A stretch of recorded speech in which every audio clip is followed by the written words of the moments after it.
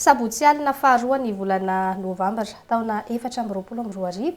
dia miarabantsika rehetra manaraka ny fandaharana aleresahana anao ny sehatra indray amin'izao alina izao ary dia manasantsika ihany koa anaraka ny fandaharana hatramin'ny farany. Ety ampiandohan'ny fandaharana ihany koa dia tsara hatrany ny mampatsiahantsika fa azonao atao tsara ny manaraka mivantana ny fandaharana ao amin'ny page Facebook ny Record Madagascar. Ovay ny fandaharana aleresahana anao ny sehatra amin'ny tian'ny alina ity ary dia ny solombavam-bahoaka ny Madagascar voafidy tao amin'ny distriktan'ny Sainte Marie Andriamatoa Imbiky Erilaza. Miaraba tompoko ary dia tena mankasitraka indrindra nanaiko masay ny fandaharana. Ya, faly miarabanao ary misaotra ihany koa ny télévision Record amin'izao fanasana izao. Miaraba antsika rehetra ato amin'ny télévision Record, ny teknisiana ny tompon'andraikitra.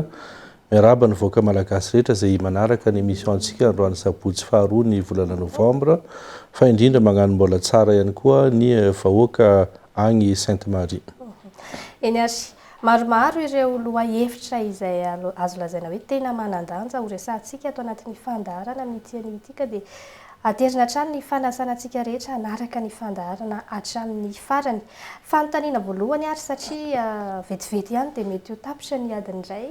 honorable dia zahantsika hofitinina ao anatin'ireo lohahevitra ireo ny tena tiana ho resahana sy tena tiana voavoatra ato anatin'ny fandaharana. Anjarantsika rehetra moa no mandray amin'izay manandrefy antsika satria izay mihitsy no tena tanjon'ny fandaharana dia ny voan'ny hevitra maro lafy ary andraisany olom-pirenena tsirairay izay manandrefy azy. Ny zava-misy eny anivony anteny miram-pirenena ny avy hatrany no andeha anokafana ny fandaharana ny ady hevitra sy ny resadresaka moa izany amin'ity ny alina ity ao anatiny tanterakitsika amin'ny fivorian'ny ireo parlemanta moa izany dia iresaka makasika izay ny solombavam-bahoaka anisany nahitsy ny solombavam-bahoaka ny Sainte Marie Imbiky Erilaza makasika an'ireo fanapahana izay tokony hisy eny anivony anteny miram-pirenena eny efa nizanana entina atao anatin'ny fampahalalam-baovao ihany moa izay saingy hitantsika fa somary fohifohy ihany koa ny fotoana fa eto ianao inoko fa hitondra ny fanazavana lava sy misy kokoa izay tsara ho fantatry ny vahoaka malagasy sy tsara ho fantatry ny solombavam-bahoaka manerana ny Madagasikara ihany koa. Ya, satra betsaka amin'izay fametrahana ny fanontaniana voalohany izay ny anteny miram-pirenena dia rahantsika mahafantatra fa lapan'ny demokrasia ary izahay solombavam-bahoaka zany dia anatin'ilay hoe fidina amin'ny suffrage universel direct. Dikan'izay zany sady solombavam-bahoaka ny Madagasikara no voafidy amin'ny distrikta tsirairay nisy anay ka izahay zany anatin'ilay hoe fifampitondrana eo amin'ny anteny miram-pirenena ary isaoraka sahady Andriamatoa filohan'ny anteny miram-pirenena sy ny namana zany amin'ny biro maharitra fa manaiky zareo amin'izany hoe lapan'ny demokrasia zany. Izahay zany dia arak'le efa voalazako ombenombeny na amin'ny lalam-panorenana na amin'ny lalàna mahakasika ny anteny miram-pirenena indrindra moa zany ny règlement intérieur amin'ity législature vaovao ity dia mazava hoe ny bureau permanent zany dia mitondra proposition na ordre du jour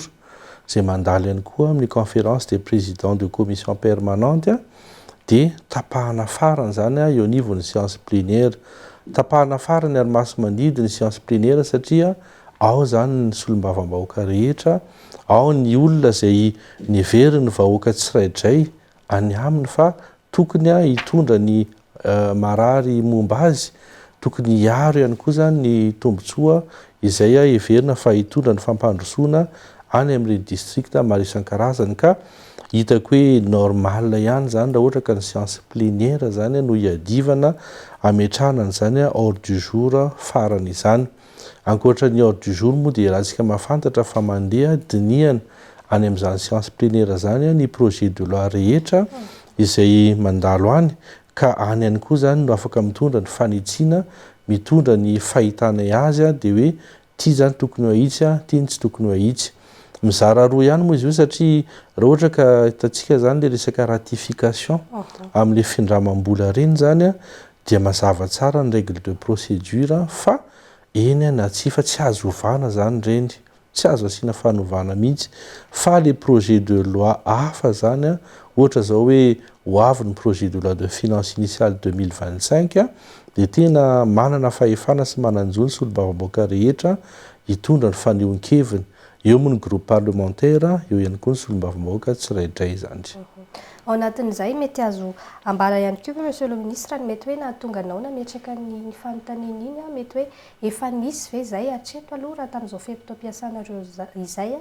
no nisy iny zay hoe somary hoe fanapahana kanefa tsy nihainga tao anatin'ny séance plénière na ny hoe fivoriana hitambaram-be izay.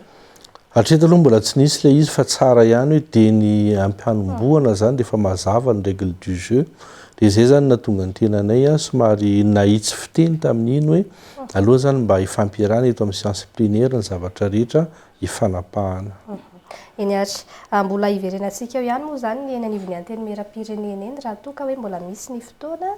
maromaro ny lohahevitra ho ato dia somary efa hivadika lohahevitra hafa sady indray ihany koa moa tsika zany hoe tsy alalavitra amin'izay hoe amin'ny mahasolom-bavambahoaka izay ny olana ny jiro sy ny rano angambany anisan'ny hoe ataoko anaty faraingo sosina hoe actualité amin'izao fotoana izao izay tena anisan'ny somary mampikaikaika ny vahoaka malagasy satria hitantsika maro dia maro ireo orinasa madinika sy ireo izay tena hoe mivelona amin'izay herinaratra izay ankoatra ny fatapahany rano ihany koa izay amin'ny toerana maro mety hoe aiza ho aiza ny adisisika ny solom-bavambahoaka amin'ny mahakasika an'izay manahoana ihany koa ny any Sainte Marie any mety anisany aran'izay fatapahany jiro sy ny rano izay ve satria raha ny eto Antananarivo renivohitra aloha dia tena hoe tena miainan'izay isany saika isan'andro ny mponina. Ya tsara fipetraka ilay fanontaniana satria aza adiny fa izay solom-bavambahoaka ny elanelam-panahy amin'ny mpitondra fanjakana sy ny vahoaka na dia lany zany amin'ny vovonana irimary izay ary manohana ny fitondram-panjakana dia adidina ihany koa zany no mitondra ny fitarainan'ny vahoaka malagasy izany moa tsy hoe sanatria hitondrasana fanakorontanana fa raha ohatra kosa zahay hoe andainga ny fitondram-panjakana hoe mandeha ny zavatra rehetra dia tsy mety tsy manao ny zavatra ny fidianana anay zahay. Hitantsika fa na eto Antananarivo any amin'ireny ataontsika hoe toerana lehibe eraky Madagasikara dia misy ny olana amin'ny resaka jirama. Io problemana délestage problemana rano io zany dia tena eraky ny Madagasikara no akabeazan'ny voan'io fa tena isorana aloha ny fitondram-panjakana hitantsika angambany tamin'ny alarobia teo fa nisy zany ny fidinana ifotony sy ny fivoriam-be izay nitaritina Andriamatoa filohan'ny Repoblika ary nangalana fanapahan-kevitra entitra mahakasika an'izay hoe tadiavana vahaolana izay. Ny zavatra anisany matetika zany dia na misy ny fiezahana ataon'ny mpitondra fanjakana ny fanatanterahana azy ny matetika zany ny goragora misy olana. Izahay zao ny solom-bavambahoaka risorana ny ministry ny energia fa misy groupe WhatsApp zany iarahan'ny solom-bavambahoaka rehetra miaraka aminy miaraka amin'ny DG ny jirama sy ny teknisianina. Isaky ny misy olana zany amin'ireny districta maro reny dia alatsaka ao ilay fitarainana ary tena hoe tsy hoe fitarainana fitarainana fa mangataka vahaolana malaky izay dia hitanay anatin'ireny groupe WhatsApp reny zany fa maro ny olana misy. Hitantsika ohatra hoe mety efa antitra ilay groupe dia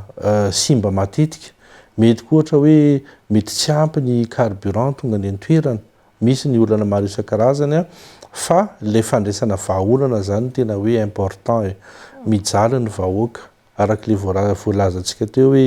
ny olona mivelona amin'ny alalan'ny fampiasana an'ireny herinaratra reny ny mpanao soudure ny mpanao coiffure ny épicerie etc etc ahoana ny amelomany ny vady aman-janany ahoana ny andefasana an'ireny zaza mandeha mianatra raha miena dia miena zany ny fidiram-bola ka hitantsika angamba fa nisy ny fanapahan-kevitra hoe hatramin'ny 10 alina zany dia tsy tokony ho hisy ny délestage parapahatongany amin'ny 9 maraina mino izay fa tsy tokony eto Antananarivo ihany fa ny toerana rehetra eraky Madagasikara dia tokony hitovy daholo zany ny fandanjana azy.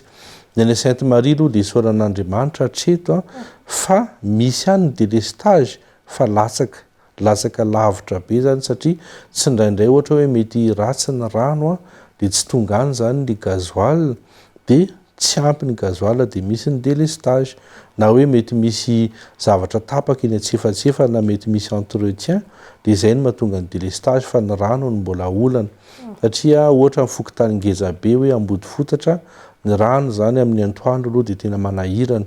misy fokontany hafa ihany koa rehefa mandeha ny manatsimo any amin'ny côté any aéroport mbola tsisy rano ny jirama mihitsy zay zany de tena mbola ilaina vahaolana fa efa misy parc solaire zay 1 méga moa efa andalam-panaovana tokony ho vita afaka enim-bolana farafatarana zay parc solaire 1 méga zay any Sainte Marie ny consommation any Sainte Marie moa latsaka kelin'izay mino zany fa raha alternena io groupe amin'ny le parc amin'ny antoandro groupe amin'ny hariva de tsy tokony hijaly any Sainte Marie fa ny fampidirana rano sy ny électrification zany mbola mila ezaka kely. Ao anatin'izay mety misy ve ny vahaolana na sosikevitra ihany koa arosy ny solombavam-bahoaka ny Sainte Marie mety hoe hotolo tanana ihany koa n'izao fitondram-panjakana izao ao anatin'izay hoe famahana ny olona mijero zay. Mila zany fanadiovana anaty ny jirama io satria hitatsika nefa betsaka ny décision raisin'ny filohan'ny république hitatsika omaly zao lazainy fa ampiakarina ty Antananarivo lay groupe électrogène ngeza be zay eo amin'ny 70 tonnes ampiasaina ihany koa ny fiolora eo amin'ny 300 millions d'ariary par jour fa eo amin'le fanatanterahana mila fanadiovana anatiny satria any antsefatsefany any zany misy zavatra tsy mazava eo ihany koa zany hitatsika fa za ohatra zao misy fotoana mipetraka eto Antananarivo misy fotoana ny Sainte Marie na tsy eto ary de rehefa tonga zany de mitovy ihany le facture na eo na tsy eo mizara tsy mazava zay zavatra zay ka mila mandray mesure mafimafy zany fitondram-panjakana mandroana an'izay de eto ihany koa moa zany dia manao antsoava amin'ny vahoaka zay solombavam-bahoaka dia ray aman-dreninareo namanareo zay matsapa ny marary ary tena hiady mba hitadiavana ny vahaolana makasika an'izay fa miantso ny fitoniana tsara zany le maneho hevitra amin'le zavatra hoe tsy zaka satria tena marary izy io manaiky zay fa iangaviana zany mba hoe aneho hevitra anatin'ny fitoniana sy tsy hanimba zavatra zany tsika. Efa natsitsika honorable teo ihany moa makasika an'izay jirama izay dia hoe zahantsika ho tohizana hitatsika araka ny nambaran'ny filohan'ny repoblika ihany koa fa dia mitovy amin'ny famatsim-bola na ny teti-bola izay ampiasaina amina foto-drafitrasa maro eto Madagasikara ny fanampiana na ny subvention izay nomeny fitondram-panjakana ny jirama manahoana ny makasika an'izay Andriamatoa solombavam-bahoaka efa natsidika teo ihany koa makasika ny hoe fitantanana mety misy ve zany ny azo lazaintsika mety misy ve zany tena hoe mety fanodikodinana na sahala amin'izay ao amin'ny jirama matoa hoe tena miaina anatin'ny fahity ngamba ny azontsika ilazana anazy zany orinasa jirama zany raha ny hevitry ny solombavam-bahoaka ihany koa hoe tokony hisy concurrence na hoe hisy concurrent na hoe hisy mpifaninana ihany koa ny jirama mba hanatsara ihany koa ny kalitao izay atolotry ny orinasa jirama. Efa ela ny olana io jirama io efa mampolo taona ny maro zany ny olana amin'ny jirama fa ny fahitako azy zany dia ny resaka fanaovana investissement amin'ny infrastructure efa hitatsika ny efa natao ny fanaovana soni zany le projet maro isan-karazany ny barrage hydroélectrique hitatsika zao ny Volobe 2 raha tsy diso fa efa nandeha ny fanaovana soni andreny accord maro isan-karazany ka io zany tokony ahena ny consommation amin'ny resaka groupe amin'ny alalan'ny fanaovana ny barrage hydroélectrique maro isan-karazany tsy voatery hoe Volobe 2 ihany fa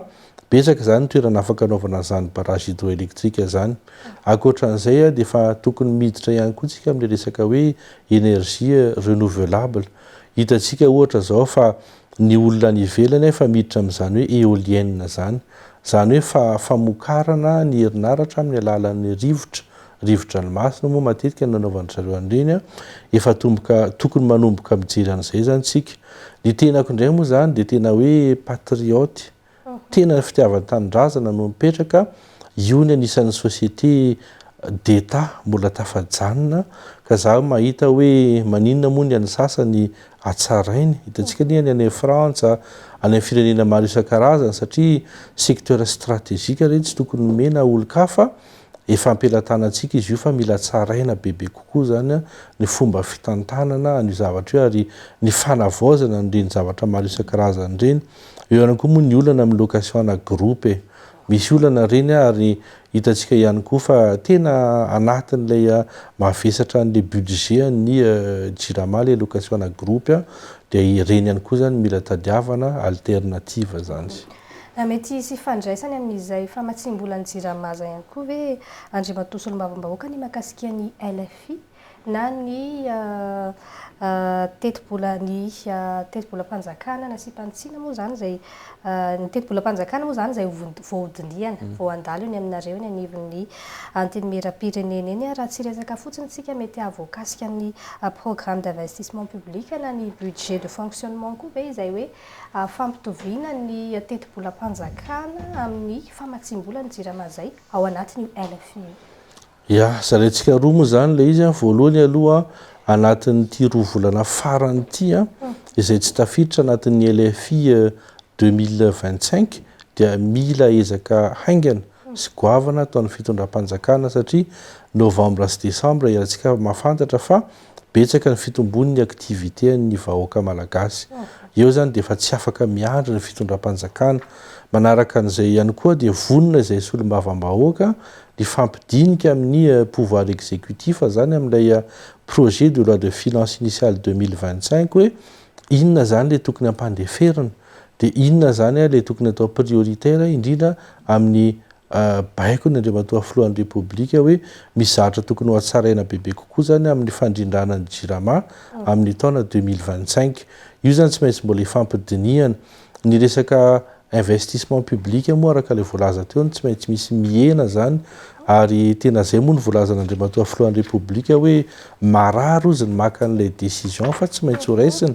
dia zay le hoe resaka priorisation zany amina décision de l'État dia vonona izay solombavam-bahoaka zany ny fandinika hoe aiza zany lay anaovana an'ilay priorisation fa na tiatsika na tsy tiatsika tsy maintsy tohanantsika aloha ny mahakasika ny resaka jirama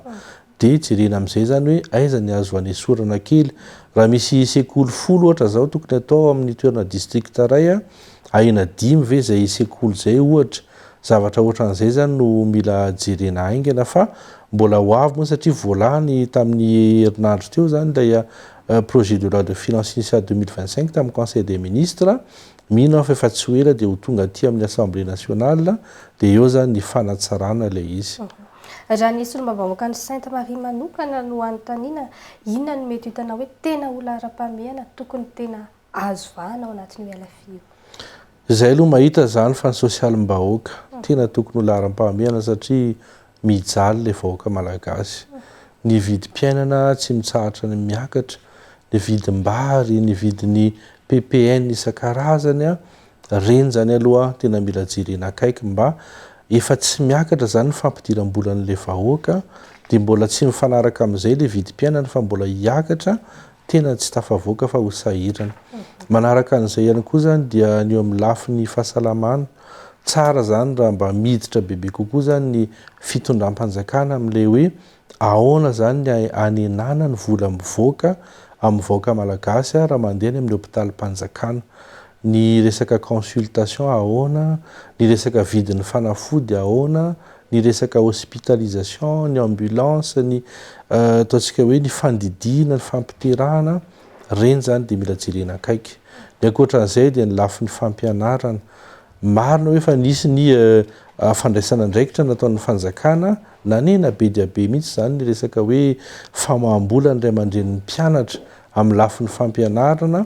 fa na aty amin'ny garabola na préscolaire zany na aty amin'ny éducation fondamentale ny EPP ny CEG ny lycée ny any amin'ny université ihany koa dia mila jerena zay zavatra zay ahoana ny mahakasika an'ireo mpianatra ireo ahoana ny atao zany mba tsy hiverina ny grevy iombeny ahoana ny atao mba tsy hisy olana ny baka dia mazava ho azy moa zany ny mpampianatra neny na toy izao atsika tenako izao ohatra dia tena hoe nianatra tamin'ny sekolim-panjakana dia ahoana ihany koa zany mahakasika ny mpampianatra zay zany tiako tenenina amin'le resaka lafiny sosialy fa eo ihany koa zany resaka sécurité za zao miteny amintsika namana fa indraindray any ambanivohitra any amin'ny 3 ora tolakandro dia efa miala ao an-tanàna zany ny vahoaka mandeha matory any anaty ala satria matahotra amin'ny resaka sécurité mila mafisina ihany koa zay satria ahoana ny hitondranao ny fampandrosoana raha tsy misy ny resaka sécurité zany. Zay zany aloha ny hitako hatreto. Nisan'ny resaka niteraka resabe ihany koa Andriamatoa Solombavambahoaka ny mahakasika ny siady izay hitantsika angamba fa tena nahena ihany koa. Manahoana ny mahakasika an'izay indrindrindrindra ny fandrindrana sy ny fandaminana amin'izay hoe fitantanana ny siady amin'ny fampandrosoana ny district ny Sainte-Marie izay. Le siady aloha zany nampalahelo satria nahena teo amin'ny 66 millions 800 000 ariary. Izahay zany dia nampandany ny filohan'ny République tamin'ireny fifidianana filohan'ny République tamin'ny 2023. Izay ihany koa rehefa nilatsaka Solombavambahoaka zany dia tena nampafantarinay ny vahoaka tany amin'ny commune sy ny fokontany misy anay hoe ireto ny programme anasantsika rehefa mahazo ny siady. Tamin'izay zany dia mbola sur la base ny siady 250 millions d'ariary. Kanjo moa izy ity zany tany amin'ny loi de finances rectificative tamin'ny session farany mihitsy 2024 juillet niena le izy ka io moa zany ezahana gérena hatreto. Raha ny tenanay manokana moa zany zao dia efa nalefa zany satria ny Solombavambahoaka moa no président ny siady. Fahazadino zany fa ny ordonnateur an'io dia na ny chef de district na ny préfet de police. Dia efa nalefanay moa zany ny etaetanay raha mahakasika ny siady any Sainte-Marie araka ny tokony ho izy satria zay tsy mitsabaka amin'ny resaka passation de marché. Fa zay ihany kosa nefa rehefa andeha zany ny fanatanterana an'le asa anaramaso zay. Tsy anaiky mihitsy zay hoe atao fictif reny zavatra reny natao tsy araka ny tokony ho izy fa tokony holovain-jafy ny zavatra misy. Dia efa tonga taty aminay daholo moa ny etaeta ny fokontany dia zay zany no nanompananay ny resaka siady 2024 any Sainte-Marie. Fa tena hoentinay amin'ny mangarahara zay zavatra rehetrarehetra zay. Raha ny fijery azy maro ihany koa ny fanehoan-kevitry Solombavambahoaka tokony hoe hiankina amin'ny district ve io siady io hoe arakaraky ny habeny na ny district no tokony hoe tahaka izao sy tahaka izao famatsim-bola sa hoe tena aleo hijanona amin'izay mitovy daholo izay. Ohatra hoe maro ny district any ambanivohitra mety ho vitsivitsy ny commune, mety ny aty andrenivohitra mety maro be ny commune, mety tsy asahana ny asa ao anatin'ny district. Mety hoe miombon-kevitra amin'izay ve ny Solombavambahoaka ny Sainte-Marie? Raha ny fampitombona zany dia miombon-kevitra zay. Zany hoe tokony miainga eo amin'ilay 250 millions d'ariary foana zany ny siady. Fa raha ohatra zany hoe betsaka ny commune na betsaka zany ny isan'ny Solombavambahoaka, izahay zany dia tsy tia tena ary izahay dia tena solidaire amin'ny namana rehetrarehetra. Eritreretintsika fotsiny ohatra ny district ny Manakarany 48 commune dia zay ve ohatra dia ampitovianao amin'ny Sainte-Marie commune iray fa zay zany mangataka hoe avela le 250 millions mba ho base fa ampitombona arakaraka ny isan'ny député sy ny isan'ny commune. Zay zany dia tena hoe vonona ny anoana ny namana raha zay zany zavatra eritreretina hoe mba hitondra ny fampandrosoana satria ny malagasy anay iray ihany. Mety hoe ny district no nifidy anay fa Madagasikara rehetra zany dia antsika rehetra raha mandroso Sainte-Marie tianay androso ihany koa zany ny any Maroantsetra na ny any Betroka. Izay indrindra mantsy ny hoe Solombavambahoaka ny Madagasikara fa tsy Solombavambahoaka ny district fotsiny ihany. Mialohan'ny tena hidirantsika amin'ny antsipiriany amin'ny mahakasika ny Sainte-Marie manokana Andriamatoa Solombavambahoaka tiako somary resahana kely ihany ny mahakasika ny fiara 4x4 moa zany raha ny tena marina izay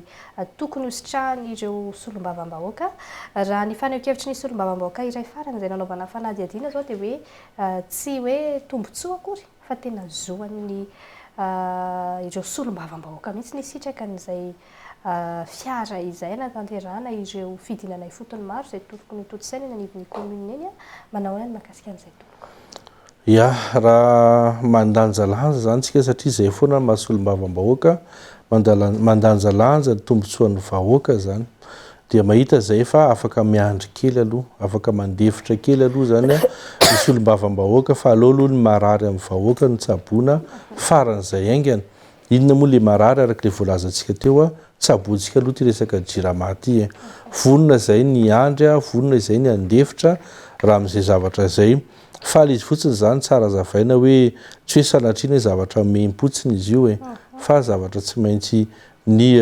zoanay zany zany hoe ny vola avy aty aminay zany a no andeferanay a ividianana azy ary atao trosy anatin'ny 5 taona zany zay zavatra izay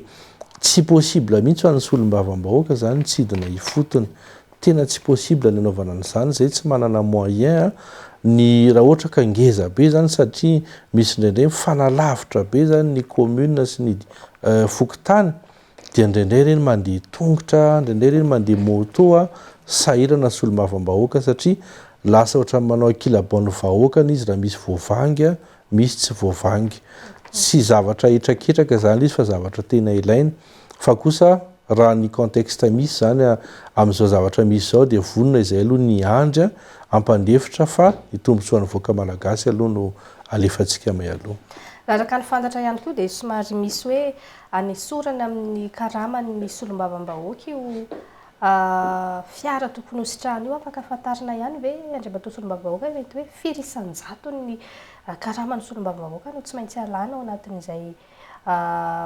karama izay sitrahana an'ilay fiara na te hisitraka na tsy te hisitraka an'ilay fiara ianao dia tsy maintsy analana ilay karama mety hoe azo fantarina ihany hoe firy isan-jato no alana mbola hifanarahana izy io ka mbola hifanarahana izy io satria ny andamin'ny ten'ny solombavam-bahoaka ny no angalana azy dia hitantsika ngambany fa mbola nisy ny loi de finance rectificative mbola nahena 3 milliards moins 3 milliards d'ariary ary ny budgetny assemblée nationale tamin'ny farany teo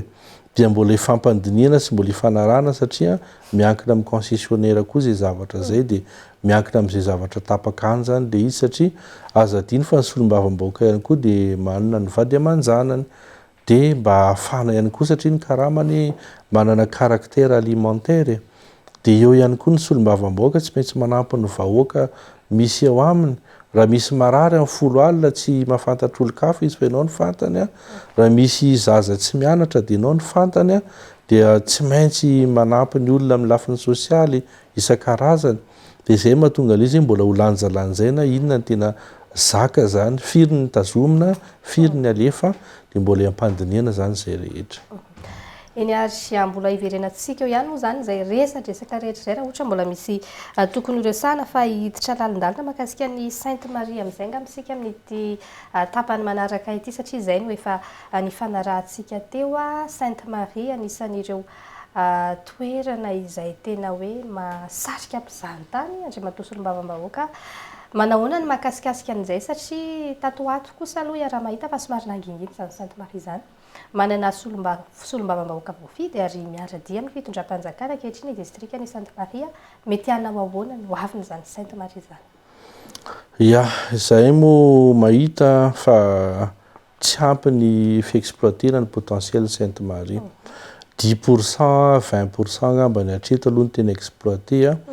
ary zay moa tsy dia tena hoe mitady an'le resaka tourisme de masse fa tena hoe tourisme ataontsika hoe tena bio ary environnemental zany satria aza adiny fa zay ny tena mampiavaka ny nosy Sainte Marie hatreto aloha zany dia miroso ny fanatsarana ny nosy Sainte Marie hitantsika zao fa nanomboka tamin'ny 20 septembre 2024 manomboka zany ny fanavoazana tanteraka ny RNS 21 zay eo amin'ny 51 km eo manomboka ny amin'ny aéroport Ravoraha hatrany amin'ny fokotany ambody rano any amin'ny farany avaratra izay zany dia tena hoe bitume manara-penitra araka ny tokony ho izy eo amin'ny teti-bola 13 millions de dollars ny anaovana an'izany zava-dehibe ho an'ny nosy Sainte Marie zany ary isorana ny fitondram-panjakana ny manaraka an'izay zany dia farany teo ohatra zao tamin'ny volana août dia nahazo zay 50 tonnes na engrais nomena maimaim-poana an'ireo vahoaka zay mpamboly amin'ny fokotany 7 ao Sainte Marie tsy vitan'izay fa izao zany miaraka amin'ny délégué ny ministère ny agriculture sy ny élevage ireo olona rehetra amin'ny 17 fokotany zany dia mahazo fanofanana maimaim-poana amin'ny fanatsarana ny fambolena vary ny fambolena ny anikotrana zany hoe ny mangahazo sy ny saonjo ary ny fambolena an'ireo légumes sy ny voankazo maro isan-karazany misy ihany koa ny fizarana semence anatin'izay zavatra izay ary maimaim-poana daholo zany zavatra rehetrarehetra izany ny ankoatran'izay moa zany dia hitantsika fa manomboka amin'ny alaroby fatelopolo ny volana oktobra farany teo zany dia niverina ihany koa ny vol Saint Denis Tamatave Sainte Marie mbola manao escale Tamatave moa izy io fa zava-dehibe zany raha ohatra ka nirina any lasa atao hoe vol direct Saint Denis any Sainte Marie satria tena zava-dehibe amin'ny promotion ny tourisme. Hitantsika ihany koa fa misy festival anankiroa sahady amin'ity taona ity nefa nataony ministèran'ny tourisme dia nisy moa zany lay teo hoe baleine en fête dia io ihany koa zany ny festival des pirates zay nanomboka tamin'ny 1er mitoy ny 2 sy ny 3 ny volana novembre.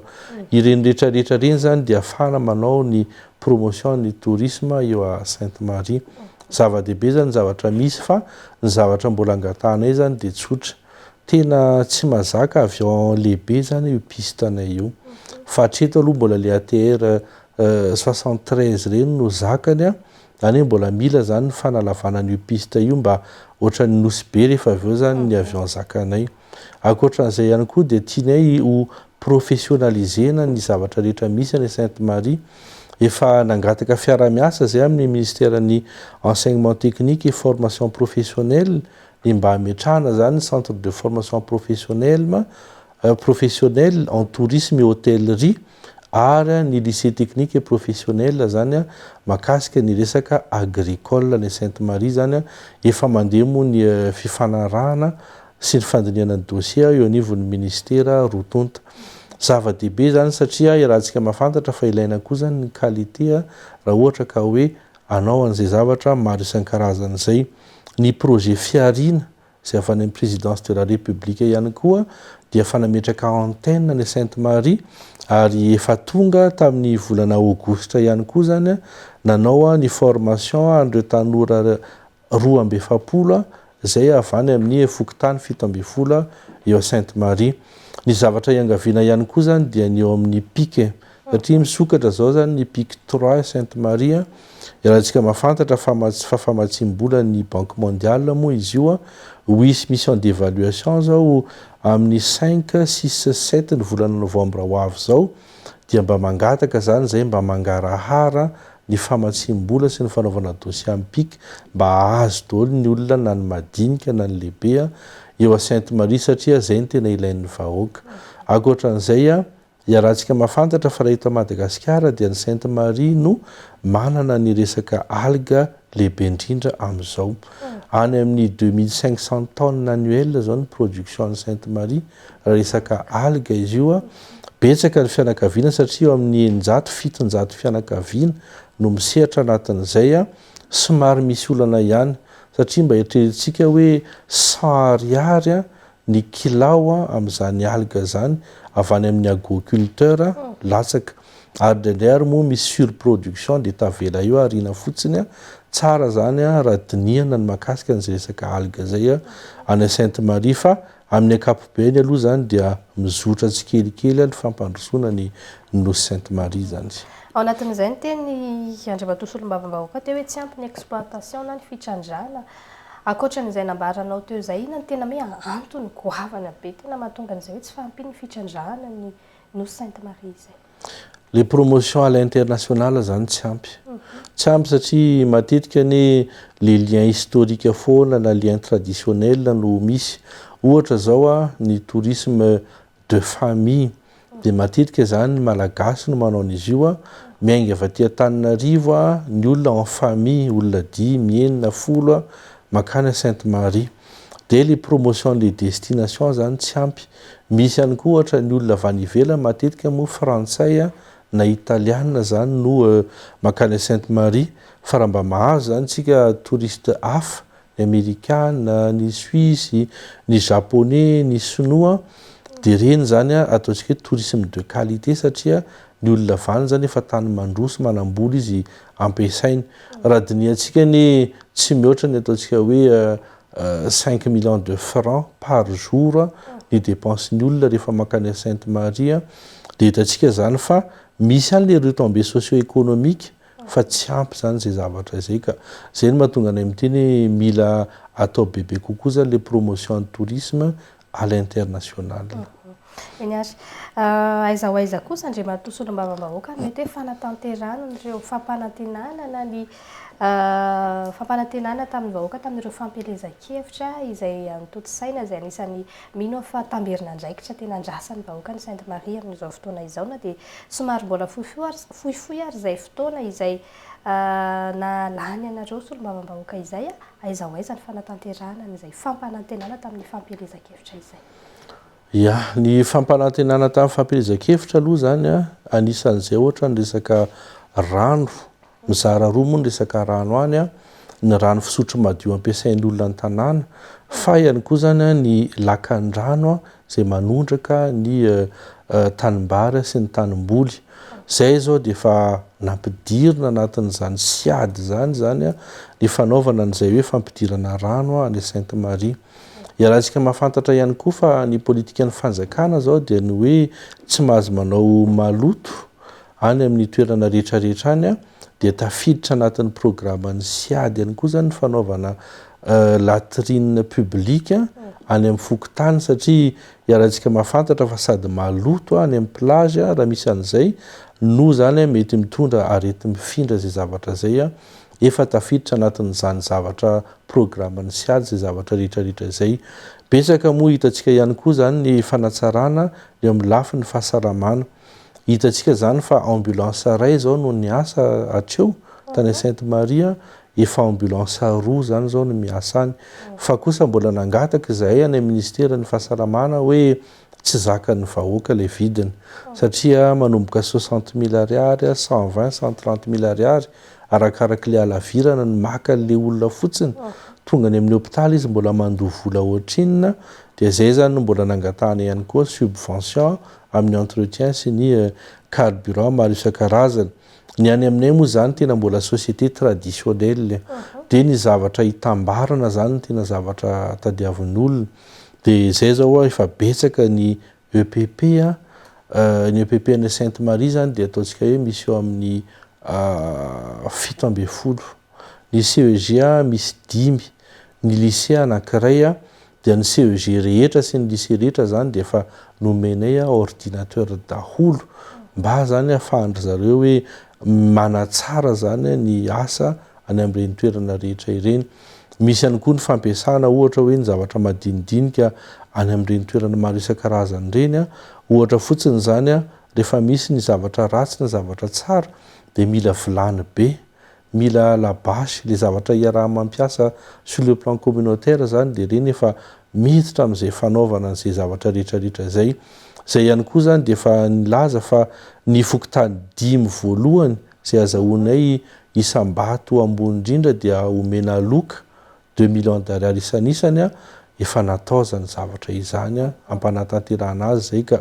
tiako tenenina zany hoe ny fitokisan'ny vahoaka dia miankina amin'ny fanajana ny zavatra nilazainao tany amin'ny propagandy dia izahay zany dia hiezaka ny ametraka an'izay fitokisam-bahoaka zay.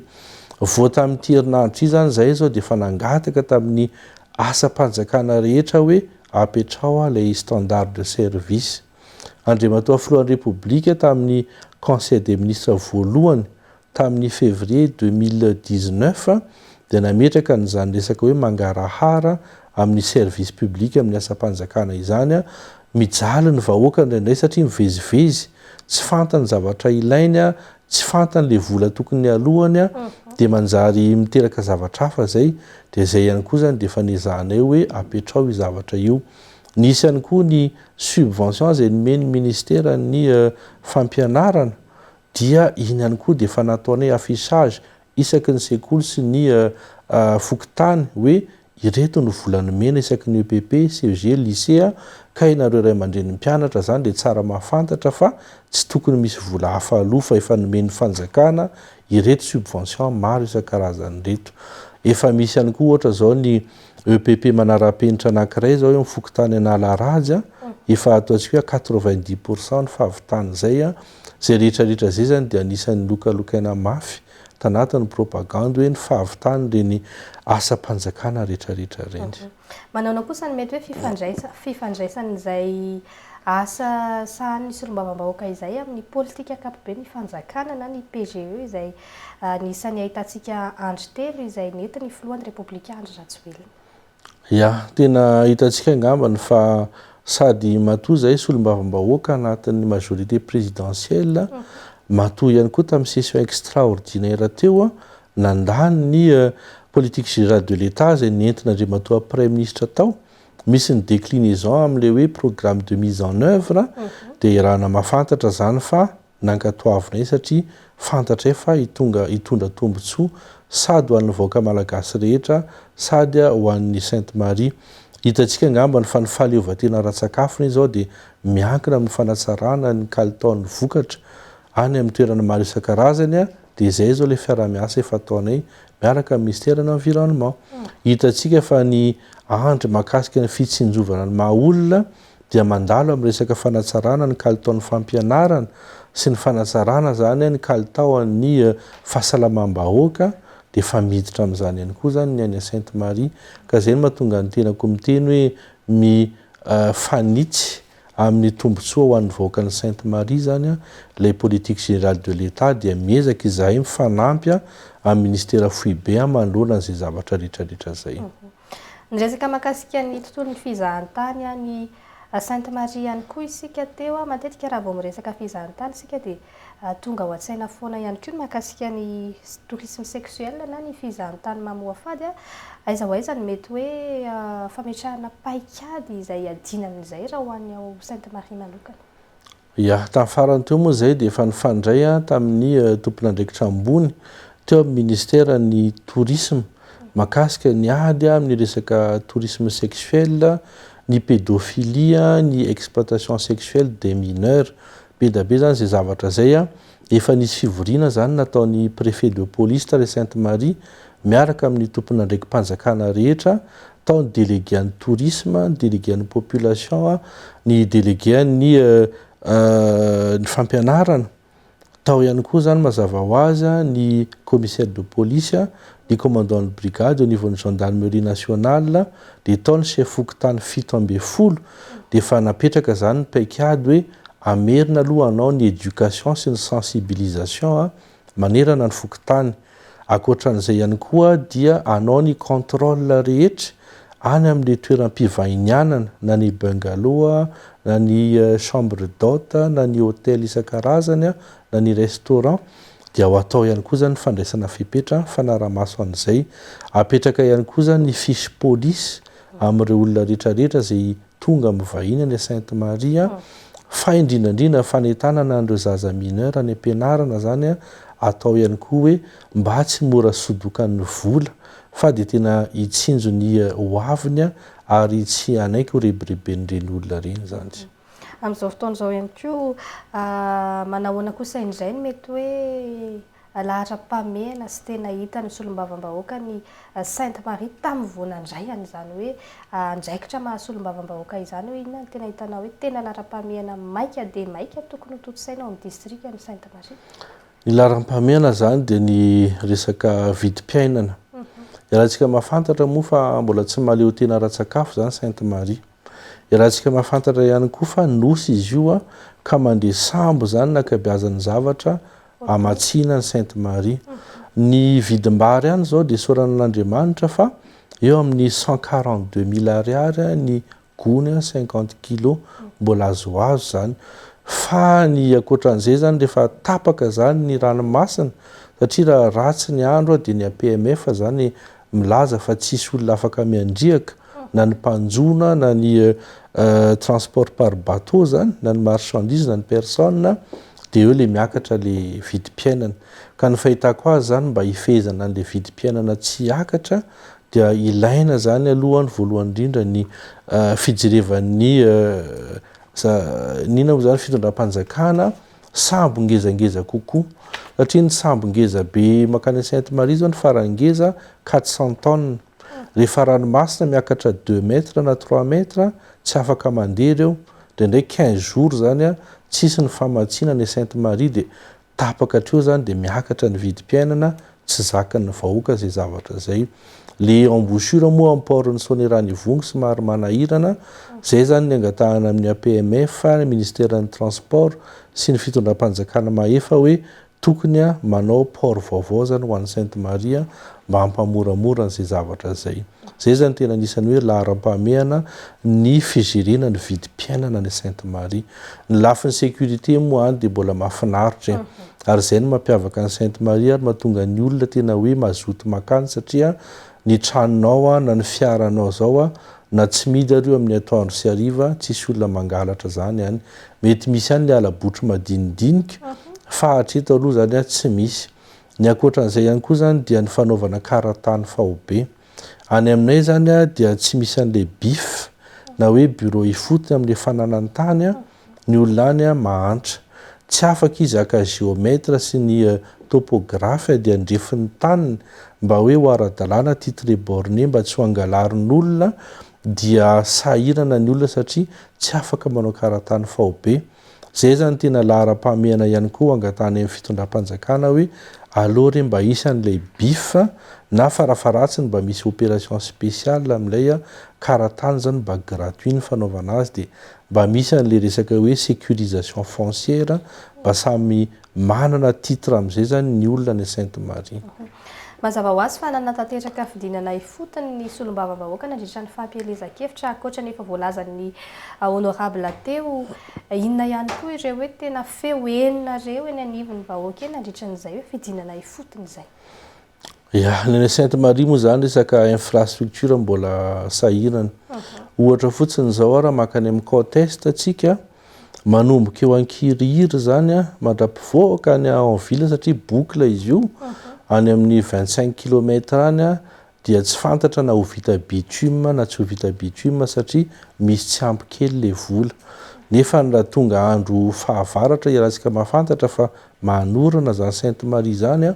dia tapaka ny fifamoivoizana dia tavela zany le olona tsy afaka miditra any ny entana, tsy afaka mivoaka ihany koa ny vokatra.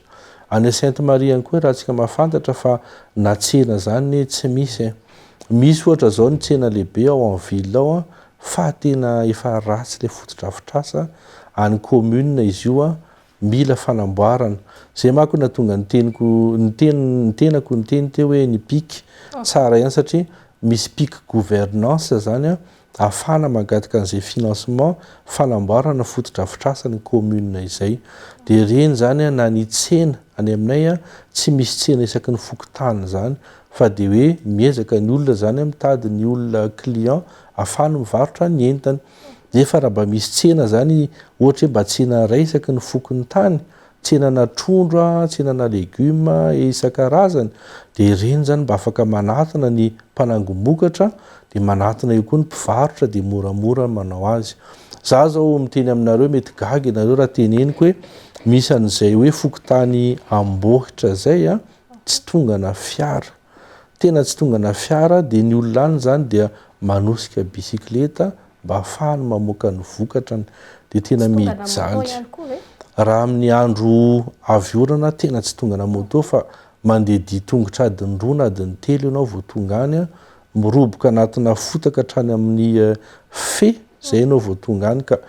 ohatra fotsiny milaja sakina ciment ray 50 kg 25 000 francs ny frais tondrasana azy any. Dia zay rehetrarehetra zay zany amin'ny resaka infrastructure mbola mila fanamafisana bebe kokoa zany. Fanontaniako farany angambany tsy mahakasika ny Sainte Marie fotsiny ihany fa efa niresahanao teo ihany moa mahakasika ny sosialy izay iainan'ny vahoaka malagasy amin'izao fotoana izao amin'ny mahasolombavam-bahoaka ny Madagasikara ihany koa. Inona ny mety hoe vahaolana na ny sosikevitra ary oso ny solombavam-bahoaka imbikery laza anisan'ny hoe hamanana izay olany sosialy tena hoe manerana ny Madagasikara izay. Fahitako azy aloha voalohany indrindra dia fanomezan-danja bebe kokoa zany ny resaka fambolena sy ny fiompiana. Ilaina ny fahaleovantena ara-tsakafo eto Madagasikara satria io resaka importation io zany sady manana olana antsika amina déficit ny balance des paiements satria betsaka loatra le devise mivoaka hividianana an'le entana no manana olana ionkotsika amin'ny vidiny entana satria miankina amin'ny fluctuation ny cours-na devise sy ny vidiny entana any ivelany. raha ampitomboana zany amin'ny lafin'ny fambolena sy ny fiompiana eto Madagasikara, mino ny tenako fa be da be zany zavatra miova. Ankoatran'izay ihany koa zany dia ny resaka subvention. Raha anao subvention zany ny fanjakana, aloha manao subvention amin'ny resaka PPN, aloha zany mandoha vola mba hiena ny vidin'entana. Ohatra hoe menaka zao eritreretintsika hoe manomboka 8 000 ariary, misy hatrany amin'ny 14 000 ariary, ny sira, ny siramamy, labozia etsetretra, reny zany raha mba misy subvention avy any amin'ny fanjakana dia miena. Raha mbola misy ny problème énergétique io zany, tsara ilay stratégie-ny fanjakana amin'ilay ODOF, eo an'ny district, ho an'ny factory, satria iny zany mba hoe afaka transformena daholo zany ny zavatra misy. Ohatra hoe misy fruits, misy légumes any Vakinankaratra dia misy industrie de transformation. Tokony apetraka izay industrie de transformation izay, fa raha tsy misy nefa ny famahana ny problème énergétique, tsy ho tafavoaka antsika. Fa izay ihany zany hitako vahaolana amin'ilay resaka fahantrany malagasy hoe aloha aleo tena ra-tsakafontsika, alefa ny effort ngeza be ho an'ny fitondram-panjakana, dia ahena zany ny resaka importation, ampitomboana zany ny production locale transformée, dia eny ary na mba afaka atsika zany andeha hanao exportation amin'izay, dia mba lasa zavatra hafa izy rehefa avy eo. Eny ary fotoana indrindra ihany koa izao andriamatoa sy olom-bavam-bahoaka hitondrana hafatra raha toa ka misy izay afatrafatra ho an'ny vahoaka malagasy. Mety misy hafatra manokana tiana mampitaina amin'ny vahoaka ny Sainte Marie ihany koa ao anatin'ny fiatriana ny vanim-potoana ny fifidianana ben'ny tanàna ihany koa izao, sao misy hafatra fotoana indrindra amin'ny fandalovana atao anatin'ny fandarana aleoresahana anao ny sehatra. Ia, raha mahakasika ny vahoaka malagasy iray manontolo moa zany, dia mahita ny tenako fa antsika manana soatoavina amin'ilay fampiresaka, mifanatona, fampiaina. Io zany efa napetraka ny fitondrana raha demokratika, misy mandat 5 taona. Zany hoe tokony alternance demokratika ny misy. Ny mpitondra zany dia tokony manongila tsofina,